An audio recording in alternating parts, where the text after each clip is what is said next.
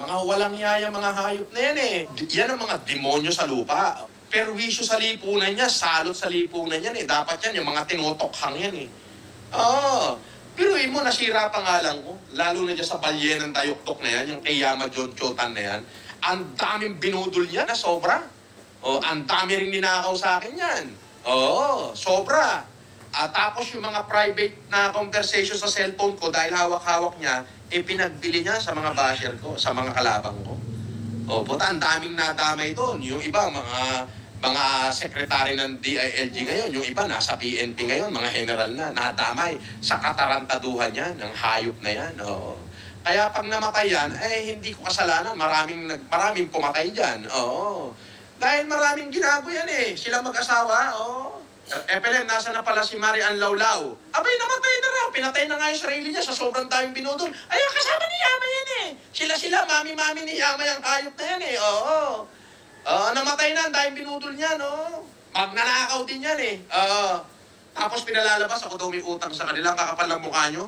3 araw ko lang kayo napulot. Alam nyo yung feeling na daig pa yung social climber. Mga langaw na natungtong sa kalabaw, oo. Yung mga feeling agad, mga feeling, hayop niya, walang yayang dayukdok na Yama John Chotan na yan.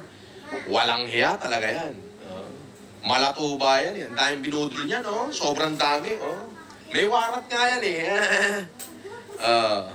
Ano ko, hindi makakarma, nakakarma na. Kasalukuyan na nakakarma. Kumbaga, pumipisig-pisig na lang dito, biruin mo, pinakain mo sa palad mo, tinuka ka pa, yung si Yama John Chotan, walang hiya yan, siyang mag-asawa na yan. Sobrang pagkadayukdok sa pera ng hayop na mga yan, hayop talaga yan, Ano may pinulot ko yan, basura yung tsura niyan, Mukhang basahan, tayo-tayo buhok, nakamotor, Pinalalayas na agad ni Bet yan, unang araw pa lang, Wala akong tiwala sa pagmumukha niyan, Francis. Ako naman, maawain. Sabi ko na bagong panganak Bet, hayaan mo na, ako na magpapasweldo. Sariling pera ko na. So hindi na siya sa kumpanya sumusweldo sa akin.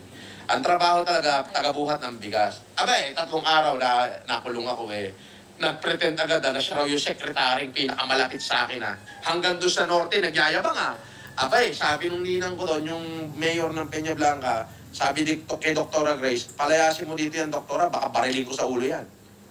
Nakita mo? Di ba? Ano ka? Nag-pretend yun na, na secretary ko daw siya. Walang yayan.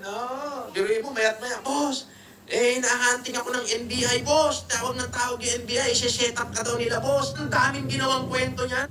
Gumawa ng kwento, para mabaon ako sa kulungan, para